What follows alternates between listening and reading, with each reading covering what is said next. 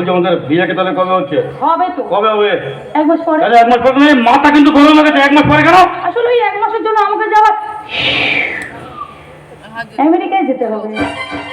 মানে আমার একটা শুটিং এর কাজ আছে তো না, শুটিং এর কাজটা সেরে এসে আমি তোমাকে বিয়েটা করে নেবো বেবি। ছবির নামটা কি গো? ইংলিশ ফিল্ম তো গো, নামটা বুঝতে পারবে না বলে বলিনি গো, তবু যখন জিজ্ঞাসা করতে বলে ফেলছি গো। আসলে ফিল্মটার ইংলিশ নেম হলো নন ফ্যামিলি আননোন গ্যাস। হ্যাঁ? কি বললো গো? আরে আমি তো কিছু বুঝতে পারিনি। মানে ঢোকেনি না, ও ঘটে ও জিনিস ঢুকবার নয়, আমি ভালো করেই জানি। যাই হোক শোনো, রিল্যাক্স করো। আরে তোমার ঢোল বাইছো, আমি তো আছি, আমি যখন আছি কোনো অসুবিধা নেই। বাংলা 11 কর ট্রান্সলেট করে বলে দিচ্ছি। আসলে ফিল্মটার বেঙ্গলি নেম হলো চেনা সংসারে অচেনা অতিথি। এই আবার কেমন ছবির নাম? এই ছবির নাম তো আমার জীবনের সঙ্গে হুবহু, মানে সেম টু সেম, মানে পুরো মিলে যাচ্ছে। মানে একদম। আরে বাবু, তোমার জীবনের সঙ্গে জড়িয়ে নেবো বলেই এরকম একটা ফিল্মে আমি সাইনটা করে ফেলেছি। এই তার মানে মানে আমার না কিছু কসমেটিক্স এর প্রোডাক্ট শেষ হয়ে গেছে, কাইন্ডলি যদি তুমি একটু এনে দাও। কোথায় পাওয়া যাবে? New market. Kolkata new market? হ্যাঁ। না না, আমার তো অন্য কাজ আছে। অন্য কাজ আছে। এই কি করছো? এই তো ভালো বাবা। ভালো কথা, ভালো কথা। এই কামাল বাবু, ফালতু বলবে না। তুমি তুমি মেয়েটা চেনো, আনন্দের ব্যাপারে জানা লাগে না। আমার কথা শোনো না, আমার কথা শোনো। দীপিকা যেটা বলছে সেটা শোনো। একবার যদি দীপিকা তোমাকে বিয়ে করে, তারপরে তো সারা টাকার উপর দীপিকা।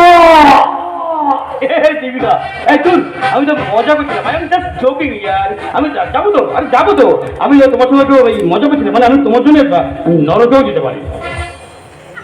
সে তো আমি তোমাকে 2 দিন পরেই পাঠাবো সোনা। তার মানে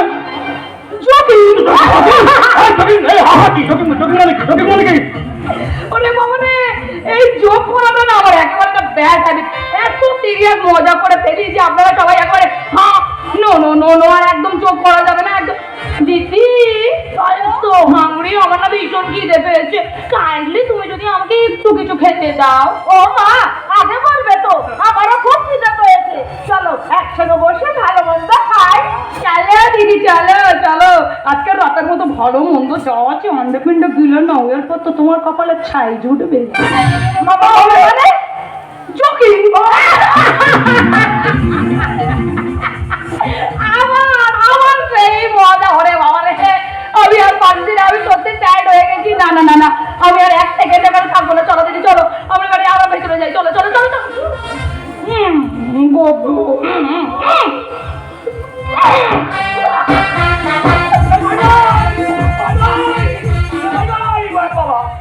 ভাইয়া, আরে ভাইয়া, না, আমি তেমন কিছু ভাবছি না। ভাবছি যে এই মেয়েটা সামান্য কোটা কসমেটিকের জিনিস আর জন্য রাত দুপুরে প্রেশার ক্রিয়েট করলে কেন ব্যাপারটা কি? আরে ভাইয়া, ওইসব কথা বাদ দিয়ে দীপিকা যেটা বলছে তারা শোনো না। তুমি যাও, দেরি করো না। আর আমিও যাই, আমার খুব খিদে পেয়ে গেছে। তুমি একদম দেরি করো না, যাও। আমাকে তো ভাবতে হবে। পুরো ব্যাপারটা আমাকে গভীর করে ভাবতে হবে। সকলের ভাবনাটা যেখানটা শেষ হয় সেখান থেকে শুরু হয় এই রনির ভাবনা। মাথার মধ্যে ঘুরছে আমার একটাই প্রশ্ন, মেয়েটা চেনা সংসারে অচেনা অতিথির নামটা বললো কেন? আচ্ছা, তবে কি মেয়েটা কোজাগরি হবে? হবে না, জীবনে হবে না। কারণ কোজাগরি তো আমারই সামনে নিজের গায়ে নিজে গুলি করে আত্মহত্যা করে। আচ্ছা, এমন তো হতে পারে। ওই পুলিশ অফিসার ইন্দ্রনীল ঘোষাল সেদিন মেয়েটাকে হাসপাতালে নিয়ে গিয়ে সুস্থ করে তুলেছিল। টেনশন, মাথার মধ্যে 3 রাত আমার টেনশন সব ব্লাড প্রেশারটা মাঝে মধ্যে হাই লেভেল উঠে যাচ্ছে আমার। না, পুরো ব্যাপারটার মধ্যে আমি একটা রহস্যের গন্ধ পাচ্ছি, পুরোপুরি পাকাপোক্ত রহস্যের গন্ধ।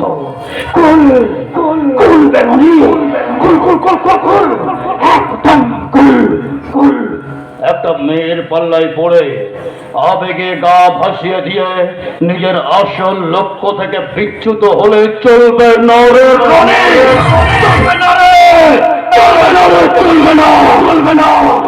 তাই তো এইবার সময় এসেছে আমাকে এইবার ভালো করে অনুসন্ধান করতে হবে কে ওই দীপিকা, আর এইখানে আসার ওই মেয়েটার আসল উদ্দেশ্যটাই বা কি?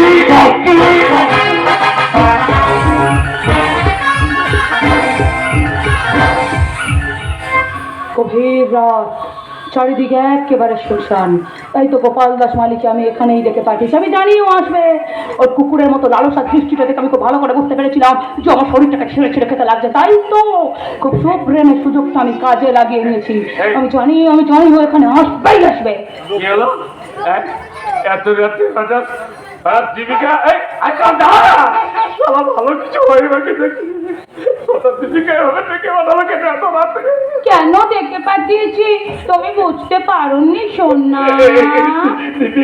তোমার ওই তাকে হাত বললাম বলে, তারপর তোমার শরীর, আমার শরীর। আমি আর দীপিকে ধরে রাখতে পারছি না। ধরে যখন রাখতে পারছো না দূরে দাঁড়িয়ে আছো কেন বলো তো? কাছে এসো, আরো কাছে এসো, আরো কাছে এসো। Deepika I love you, I love you, I love you, I love you, I love you, I love you so much, দিদি। আমি তোদের চোম, আমি তোদের নিয়োগে, আমি তোদের মৃত্যুদূত কোজাগরে। তুমি এখনো মরনি। কি করে মরবো? তোদের মতো নরকের কীটগুলোকে পৃথিবীর মুখ থেকে না সরিয়ে আমি তো কিছুতেই মরতে পারি।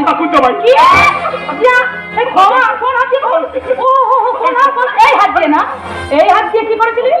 আমার চোখের সামনে আমার মামাকে গুলি করেছিলিস না?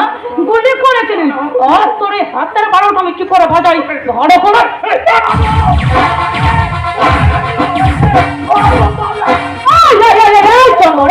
এই হাত দিয়ে আমার প্রচুর বসে ফিফিন ইঞ্জেকশন দিয়েছিলিস না? তোর এই হাতে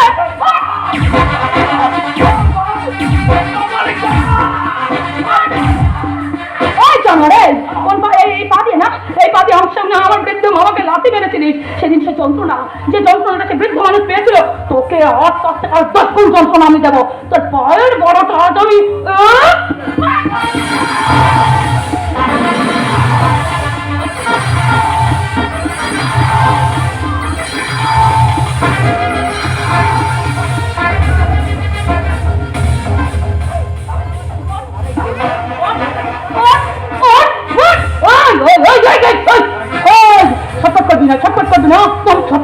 ছটফট করছিস কেন রে? চলো, ছটফট করছিস ভীষণ যন্ত্রণা হচ্ছে, ভীষণ কষ্ট হচ্ছে তাই না রে? তোর কষ্ট যাতে কম হয় সে ব্যবস্থা আমি করে দিচ্ছি। দাঁড়া।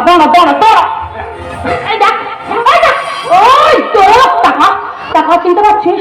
এটা হলো সেই বিষ ভরা ইঞ্জেকশন। আর তোর ওপরের টিকিট কাটার দ্বিতীয় মেডিসিন।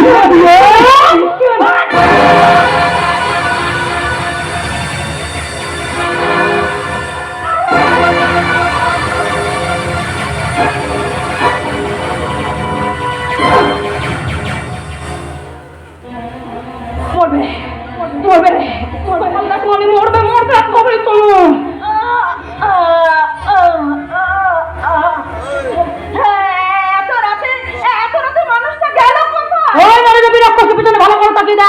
গোপাল দাস মালের পরিণতিটা ঠিক কি? কেন চিনতে পারছিস না? ওহো, চোখের পাওয়ারটা কম করে ফেলেছিস না এর মধ্যে? দাঁড়া, তাহলে ভালো করে আমার দিকে তাকিয়ে দেখ। আমি তোদের মৃত্যুদূত কোজাগরি। আমি কোজাগরি কি ভেবেছিলিস আমি মরে গেছি? না, সেদিন আমার চোখের সামনে যতটা যন্ত্রণা তোরা আমাকে দিয়েছিলিস আমার প্রিয়জনগুলোকে কেড়ে নিয়ে, আজ তোকে আমি তার থেকে আরো বেশি যন্ত্রণা দেবো। দেখ চোখের সামনে প্রিয়জনকে হারাতে দেখলে কতটা যন্ত্রণা হয় এবার তুই বুঝবি। দেখ তোর গোপাল দাস মালের উপরে ফাইনাল টিকিটটা আমি কেমন করে কাটি, ভালো করে।